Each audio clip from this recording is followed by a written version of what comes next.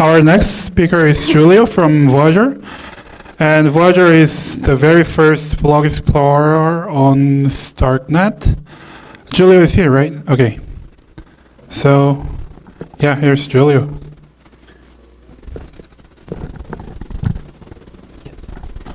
Hey. Do you hear me? Right? So today we'll talk about how to get started in Starknet. And I will not directly introduce you to Cairo, to how to deploy contracts or how to write your first smart contracts, but I want to talk a bit about computational integrity and what it really means. It may be a little technical, so if you don't really follow along the first part, it's okay just. Okay, so I'm from the Starknet team of Nethermind. I work on the Voyager project and also other Starknet-related projects. And Nethermind is a blockchain research and software engineering company. We do a lot of things in the Ethereum ecosystem. If you have more questions, feel free. We are on the booth over there. So, what is integrity?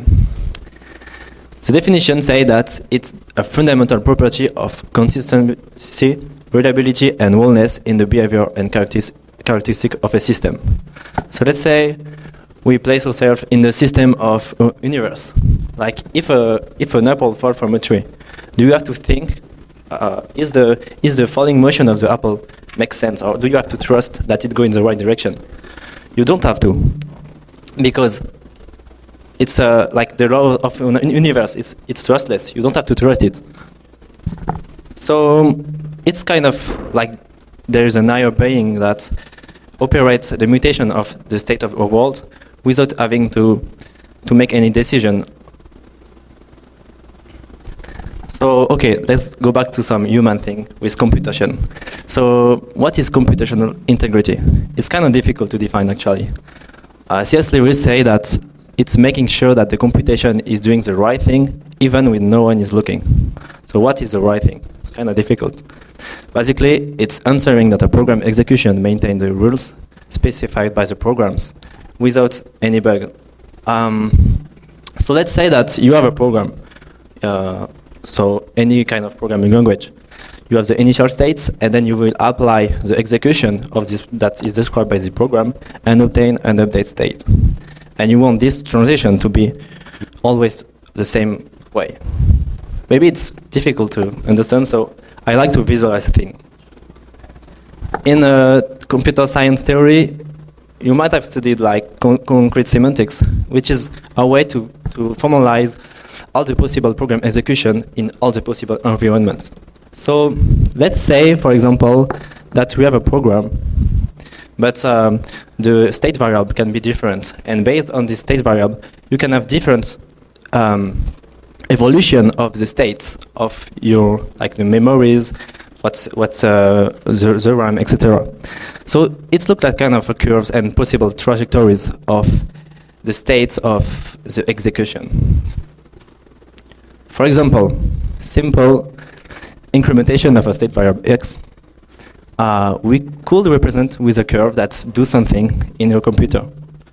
What we want to ensure that the computation is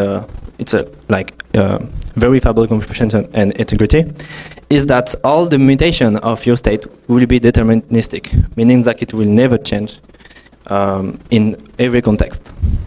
So we can say that its computational integrity is just that we want to follow always the same trajectories.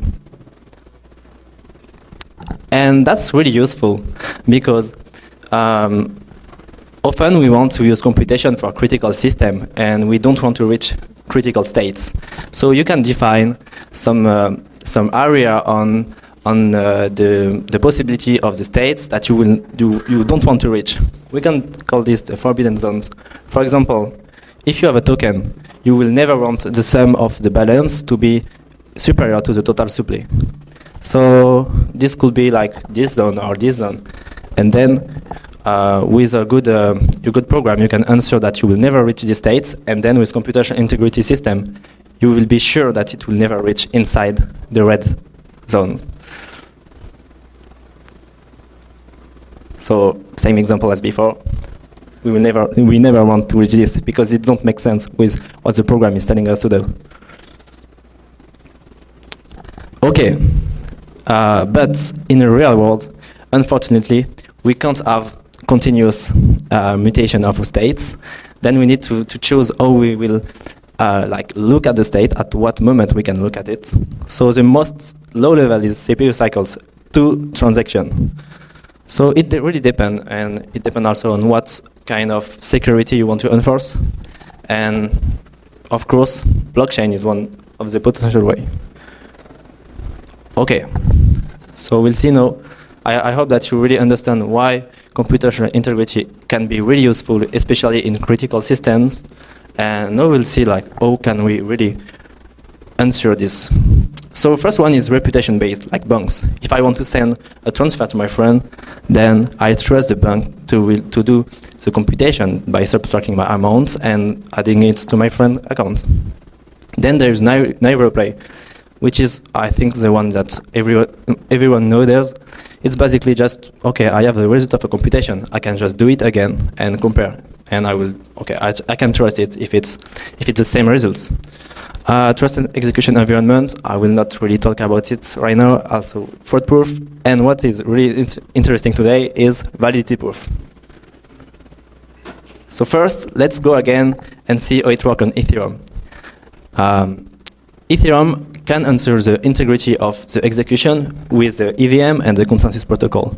Basically, you have some EVM bytecode, you can deploy your smart contracts, you can interact with it with transaction, and you can be sure that it will be consistent with the definition of the EVM opcodes, because every validators and nodes in the network will run their own instance of the EVM. And then if there is conflicting results, there is a consensus protocol that will resolve this.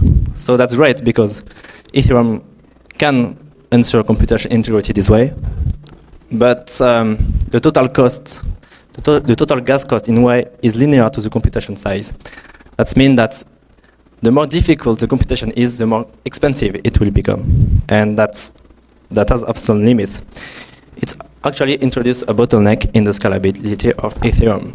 So I just took a quick screenshot of the top entities used in Ethereum in the last 30 days, and we can see that there's a lot of financial smart contracts. So it's okay. Neighbor Plays works. It was introduced by Bitcoin and then Ethereum for programmable money, and it worked for like value flowing application. But I would agree that computational integrity is really great, and we maybe want to use it not only on Ethereum and for other applications. So there's maybe another way to do it, and that's with validity proof. So the context is really simple. So there is a computation problem. You have one party, this is a prover, that will do the computation and create a proof with it.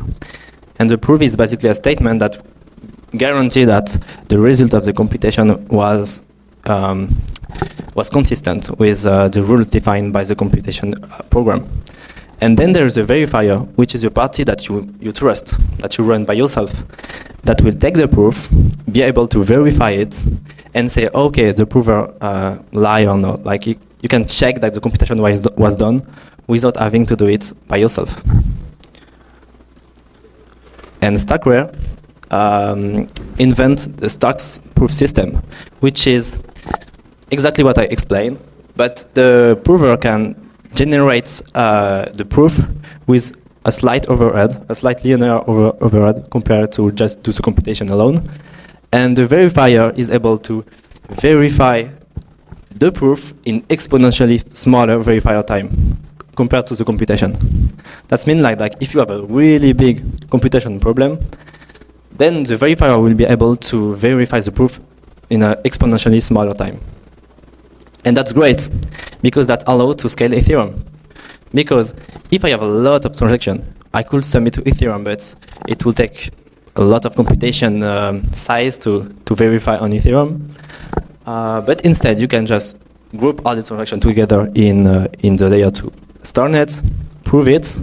The prover is off-chain compared to the layer 1 Ethereum. And then there is a verifier contract on Ethereum, and you can verify all the proof that way.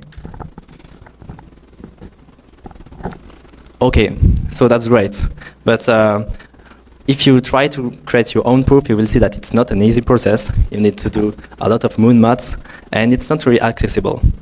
So I really like this blog post of Guilty Gyoza that's try to depict a verified computing state. And basically, it says that there is some level of complexity that you can add.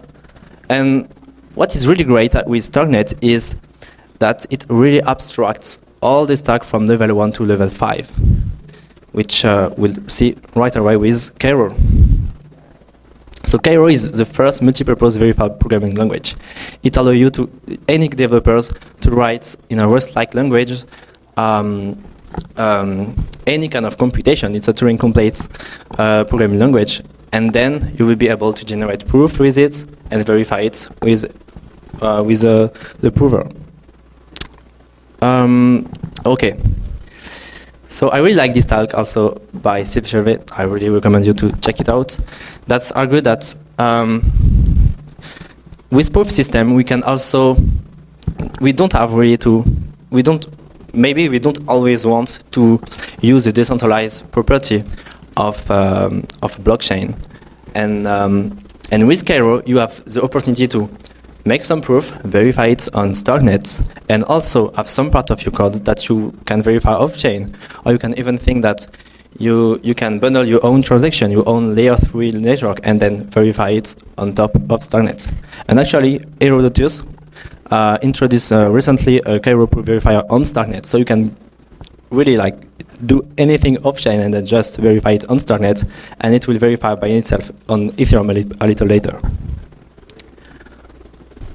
Okay, so I hope that by then you really understand the power of Starknet and the Cairo proof system, and then we will see how to get started on Starknet, because it's kind of interesting ecosystem.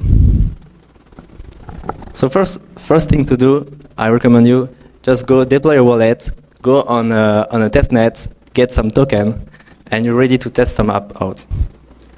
Then you should have always a tab open for Voyager, which is our block explorer, because it's slightly different from Ethereum, and it can be hard to navigate at first. So if it happens off-chain, Voyager knows it, and you should really just look at the last block, explore some transaction, see how it works, and you can really have a vision of what is going on Starknet that way. Then you should learn some Cairo, and there's no better place for this than the Cairo book. It will just introduce you to all the concepts you need to be able to write any kind of computation using Cairo. There's also Starklinks, which is a really nice interactive tutorials that will test your knowledge of Cairo.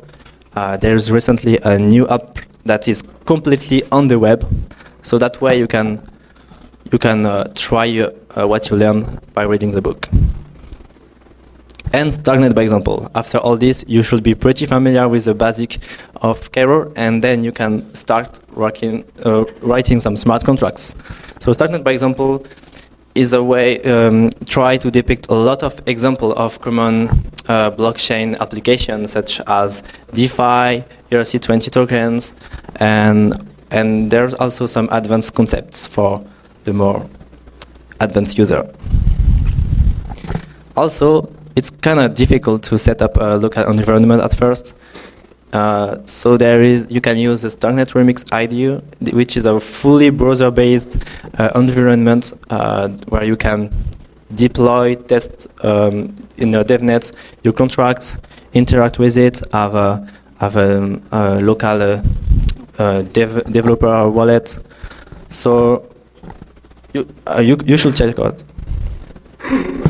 Okay, so now you deploy your first contracts, and maybe you're trying to build the next generation application on top of Starknet. So for this, I recommend you to check Starknet Foundry, which is a more appropriate way of building a complex application. And then I think Sam talked a little bit about it before, Node Gradient and Only Dust, which is the best way to try to tackle more complex problem and get some experience and just go out there. So that's it. And when you deploy your fully projects, Nethermind is there to help you. We provide smart contracts audits for your Cairo contracts.